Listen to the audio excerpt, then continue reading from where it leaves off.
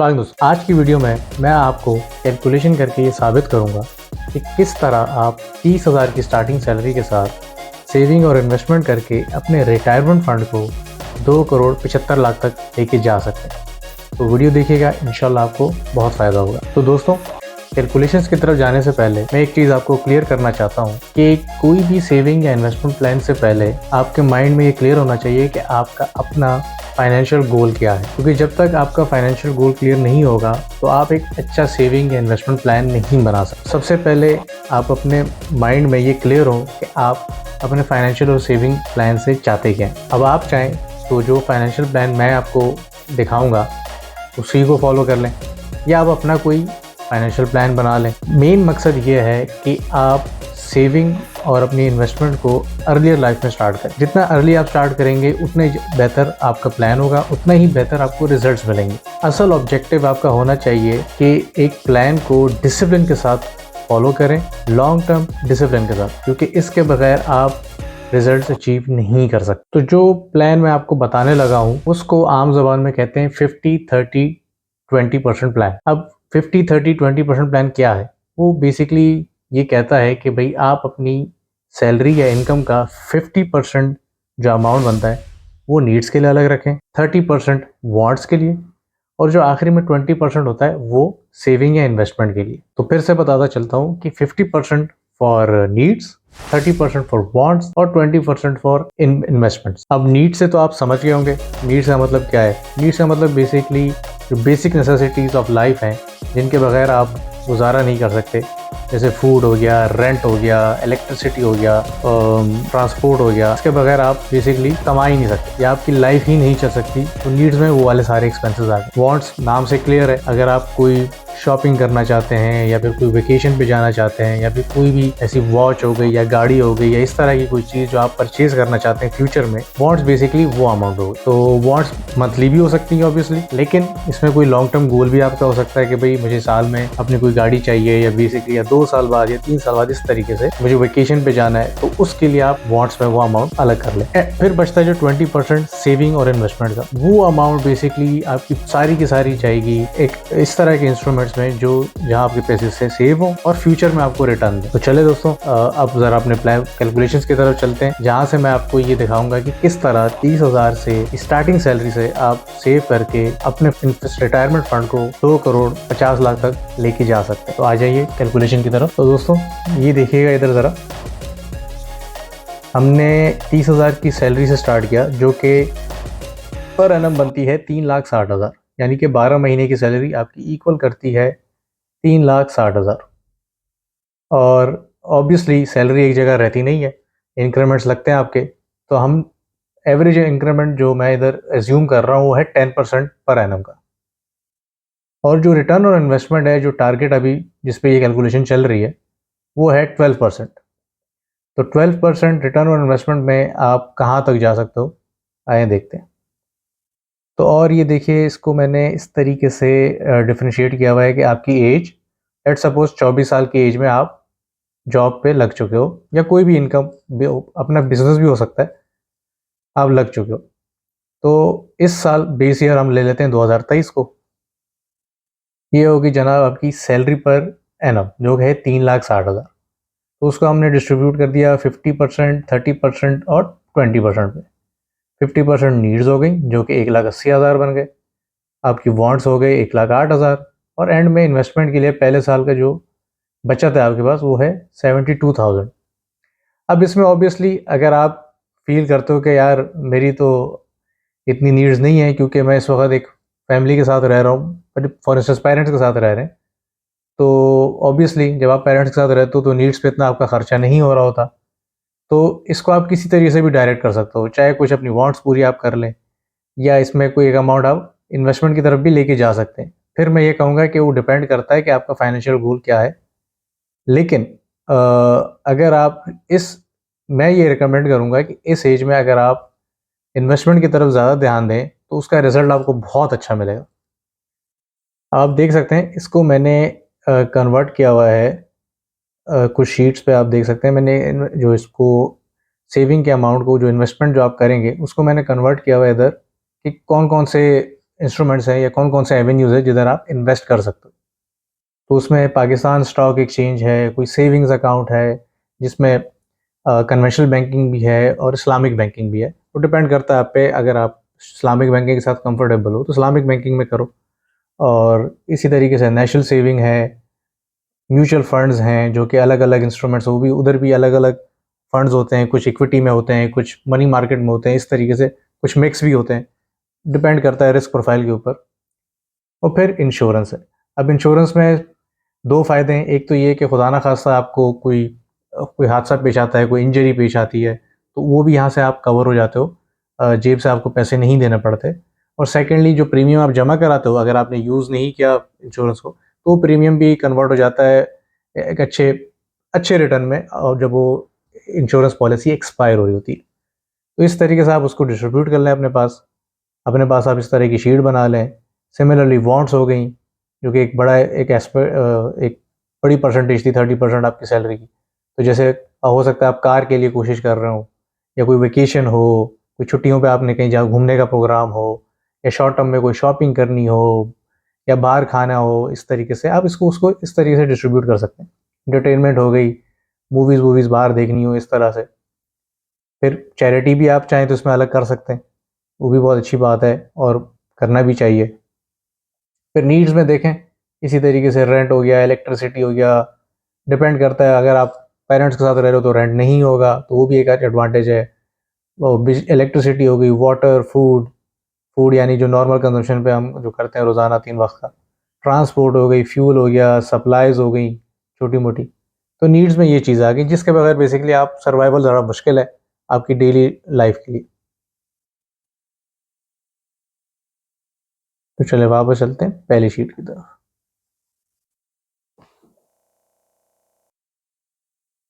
तो चलिए ये देखिए, पहले साल 3,60,000, फिर आपको इंक्रीमेंट लगा 36,000 जो कि बनता है पूरे साल की। नेक्स्ट ईयर की जो आपकी सैलरी बनती है वो बनती है 3,96,000 रुपये। सिमिलरली उसमें भी 50% नीड्स पे गए, क्योंकि मैंने ये एज्यूम किया है कि क्योंकि हमारे यहाँ थोड़ी इन्फ्लेशन का असर ज़्यादा है, तो 10% आपकी नीड्स भी बढ़ती रहेंगी। और सिमिलरली बॉन्ड्स के ऊपर भी सेम फार्मूला अप्लाई कर दिया। एंड पे आपकी इन्वेस्टमेंट अमाउंट भी जो सेकंड ईयर में आपके पास बच जाएगी, वो होगी 79,200। इस तरीके से अगर आप अपने पहले 10 साल एम्प्लॉयमेंट के, या जो भी आप या बिजनेस में हो, सेल्फ एम्प्लॉयड हो, उसकी अगर आप सेविंग अमाउंट देखेंगे तो वो बन जाती है 36,000 की सैलरी से स्टार्ट किया, 30,000 की सैलरी से आपने स्टार्ट किया, और 10 साल आपका इंक्रीमेंट लगा, और उसके 20% आप सेव करते रहे। और अभी इस वक्त हमने उसको कहीं इन्वेस्टमेंट में नहीं डाला, हम सिंपल कैश को अलग कर रहे हैं एक सेविंग अकाउंट में। तो आपकी अमाउंट बनती है 10 साल के एंड पे 11,47,495 रुपये। तब यहाँ से आपका सफ़र स्टार्ट होता है, क्योंकि इसमें मैंने एज्यूम इसलिए नहीं किया पहले 10 साल के, लेट सपोज अब आपका सफ़र यहाँ से स्टार्ट होता है। तो ये 11,47,495 की अमाउंट को हम इसको बेस इन्वेस्टमेंट बना लेते हैं, या अपनी ओपनिंग इन्वेस्टमेंट, जो कि आप 10 साल बाद पहली बार किसी फंड में या किसी इन्वेस्टमेंट में डालोगे। तो अगर आप देखें 10 साल बाद, और ये इस वक्त जो है, अभी आप कोई रिस्क नहीं लिया इस अमाउंट के ऊपर शुरू में, अभी आप इसके ऊपर इन्वेस्टमेंट कर रहे हो, तो पहले साल के एंड पे जो आपकी इन्वेस्टमेंट का वैल्यू हो जाएगी 12% रिटर्न के साथ, वो हो जाएगी 12,85,194। 1,37,700 रुपये तकरीबन आपने उस पर रिटर्न कमाया पहले साल। और इसमें ये आप माइंड में रखिएगा कि जो आप अमाउंट अर्न कर रहे हो, या जो आपका जो कैपिटल ग्रो कर रहा है, वो री इन्वेस्ट हो रहा है आपकी इन्वेस्टमेंट में, आप विड्रॉ नहीं कर रहे कुछ। तो इससे आपका कंपाउंडिंग का जो इस पर इफेक्ट आएगा वो बहुत अच्छा आएगा। कंपाउंडिंग का इंशाल्लाह मैं किसी और वीडियो में समझाऊंगा। इस वक्त फ़िलहाल मैं ये आपको बताना चाह रहा हूँ कि किस तरीके से आप अगर ये माइंडसेट रखें तो आप कितना अच्छा कमा सकते हो लॉन्ग टर्म पे। तो इस तरीके से आप चले तो ये देखिए, अब हर साल आप तकरीबन 12% पे आप रिटर्न कमा रहे हो, और वही अमाउंट री इन्वेस्ट कर रहे हो। तो बाय द टाइम आप पहुंचते हो अपनी रिटायरमेंट पे, चले आगे चलते हैं, देखते हैं, ये देखिए, ये देखिए, तो 60 साल की एज में, जो आप बेसिकली रिटायरमेंट की ही एज है, आपके पास कितनी अमाउंट आती है, ये देखिए, 2,74,06,607 रुपये, तकरीबन 2,75,00,000 रुपये। तो दोस्तों, ये कैलकुलेशन दिखाने का मकसद ये है, क्योंकि जब तक आप प्रैक्टिकली कैलकुलेशन नहीं देखते, बहुत से लोग यकीन नहीं कर पाते कि यार इतनी कम अमाउंट के साथ लॉन्ग टर्म में आप इतना उस कैपिटल को इतना ग्रो कर सकते हो। तो जब तक कैलकुलेशन नहीं देखते, फिर थोड़ी सी आंखें खुलती हैं, तो फिर कहते हैं हाँ यार ये तो वाकई में। और इसी वजह से, इस फैक्टर की वजह से बहुत से लोग स्टार्ट भी नहीं लेते इन्वेस्टमेंट पे या सेविंग की तरफ, क्योंकि मोस्टली लोग सोचते हैं कि यार कोई फ़ायदा तो है नहीं, तो चलो यार खर्च ही कर लेते हैं, क्या है, आज इसको एंजॉय कर लेते हैं। लेकिन देखिए, सिंपल 12% के रिटर्न पे आपने अपनी इनकम का या सैलरी का 20% अलग किया शुरू के 10 सालों में, और फिर जब आपने उसको इन्वेस्ट करना शुरू किया, तो 60 ईयर्स ऑफ एज से के पास जब आप रिटायर हो रहे होंगे, आपके पास 2,75,00,000 रुपए का एक फंड होगा। अब आप खुद सोचें, जब देखिए, जब इंसान रिटायर हो रहा होता है तो ऑब्वियसली वो काम नहीं कर पाता, वो इतनी इतनी आपके अंदर उस वक्त एनर्जी भी नहीं होती कि आप लॉन्ग टर्म काम कर सको। तो उस वक्त जब आपके पास 2,75,00,000 रुपए का एक फंड होगा, तो सोचें आप कितने बेहतर कितनी बेहतर पोजीशन में होंगे और कितना सिक्योर फील कर रहे होंगे। सेम ये फंड भी, इसका कुछ पोर्शन आप चाहे तो किसी बच्चे की शादी हो या एजुकेशन में भी जा सकता है। और सबसे बड़ी बात कि ये मैंने सिर्फ 30,000 की सैलरी स्टार्टिंग सैलरी से, जब आप 10 साल शुरू के जॉब कर रहे हैं या इनकम कमा रहे हैं, वहाँ तक कैलकुलेशन की है, वहाँ तक सेविंग की है। उसके बाद भी तो आपकी सैलरी इंशाल्लाह ग्रो करेगी, आपकी इनकम ग्रो करेगी। सोचें उस वक्त अगर आप मज़ीद इसमें अमाउंट डालते रहेंगे, तो ये फंड कहाँ तक जा सकता है।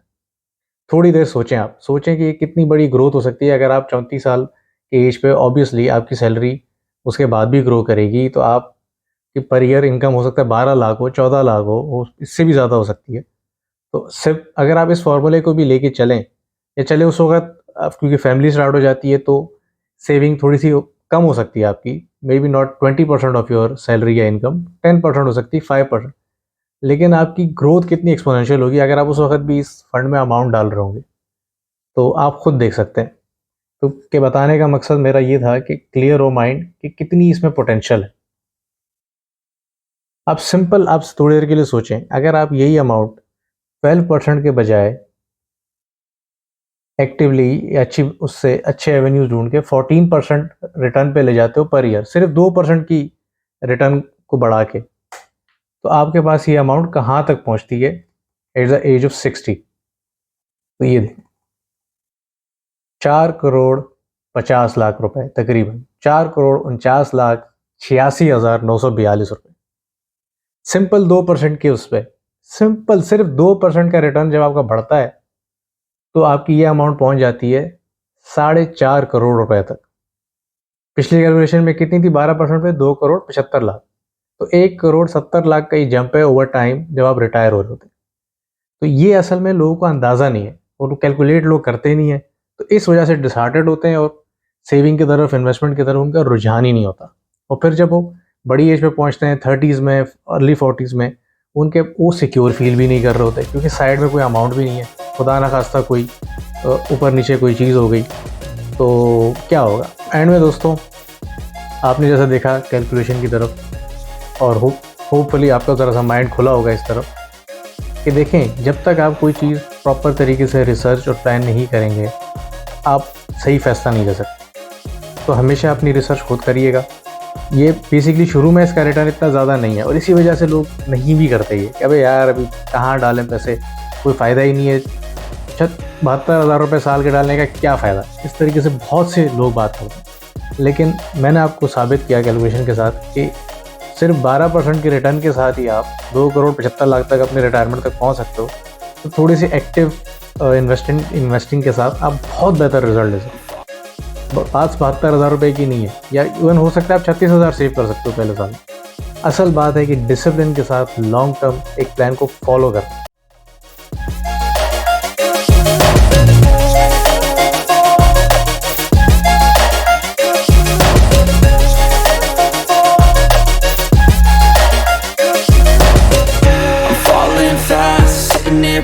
this night's gonna last.